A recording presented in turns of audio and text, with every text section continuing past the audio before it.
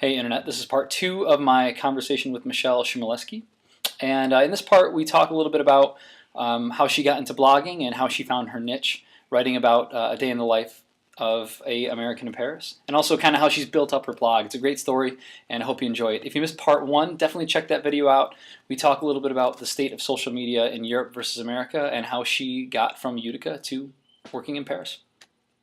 So I've been, I don't know exactly when you started blogging, but I've been reading your blog for a while, and I remember originally, like, you kind of, I think on my blog I try to talk about like business and stuff, and I felt like you were talking more about social and business, and then you started doing these like a day in the life posts, right? Yeah. And so and when that happened, I was like, oh my God, this is so awesome. I'm not saying that your other posts weren't awesome too, but I think.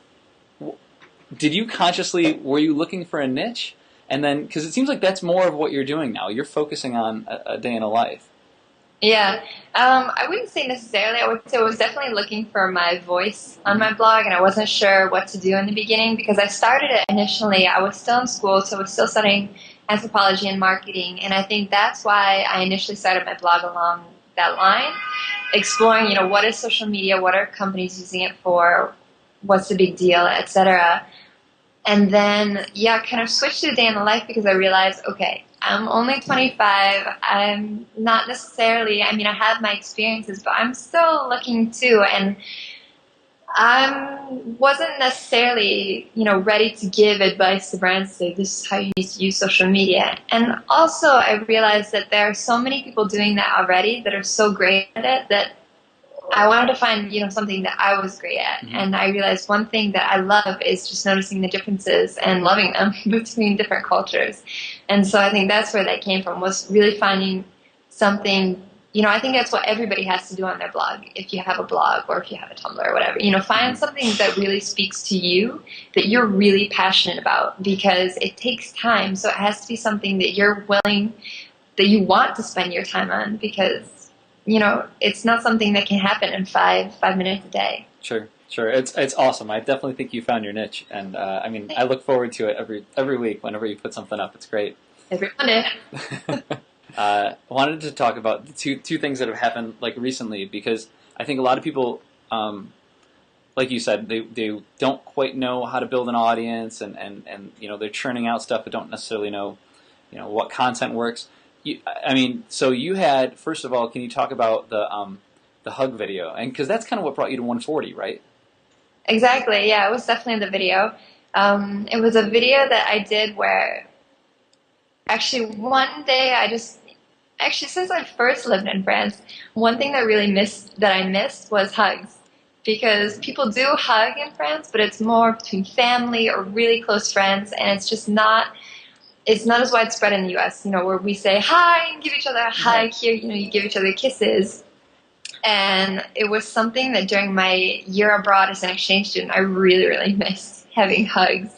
And I thought, people sometimes, they say Parisians are so rude, maybe they just need hugs. And so I went into the streets with my free hugs sign and got hugs from people. And Jeff thought that was really great because he's a big hugger and that's what he loves. And yeah, I think people really enjoyed that because they thought, we should spread love, spread happiness.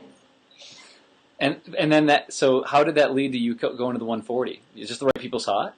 It was just the right people, honestly, because it was there around the same time. There was Heineken that put out a video about the Heineken girls giving hugs, right. Free hugs to bars. Mm-hmm. And I guess Jeff had tweeted that video, and one of my followers, Lior, that also follows Jeff, said, "Yeah, but you didn't see Michelle's video," so he sent her that video, and he loved it so much that's what invited me to 140 conference. Awesome, that's very cool. And then, so that kind of took off, and then you had the Putain video. How am I guess I'm saying it wrong. Okay, how do you say it?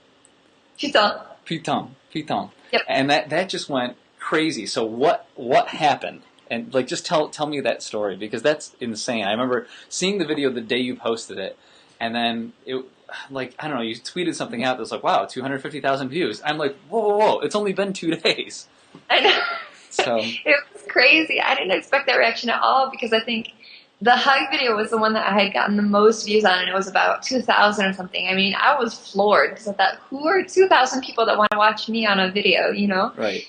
then the video that I did, Putain, it just, yeah, it took off, and it was just explaining that there's this one word in French that, literally means whore, but that people, you can use it for everything. And I think it really spoke to a lot of people because a lot of French people watched my videos, and they were watching it, and it was so funny because they would use it to say, oh my God, it's true. They say like, Putain, it's so true.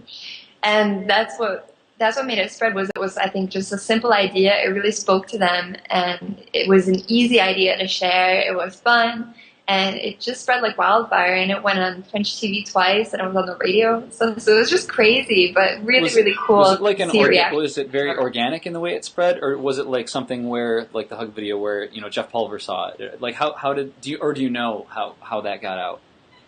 It just seems really organic, like a ton of people just sharing it with their friends. And then after that, there were a couple different blogs that put it on their site, like Minute Buzz put it on their site, and just friends sharing it on their Facebook. And actually it was cool because I launched a Facebook page. Right. I thought that was a byproduct of the success of it. I was like, now she's got a Facebook page. Wow, that was a really good timing. Totally planned. Cool. So it just worked out really well, kind of serendipity. Very cool. So then what has that already, I mean, obviously you got a bunch of page views and things like that, but has that kind of, can you talk a little bit about what that's done in terms of, has that changed the way that you interact online, or the kinds of people that are now interacting with you, or has it had no real measurable effect?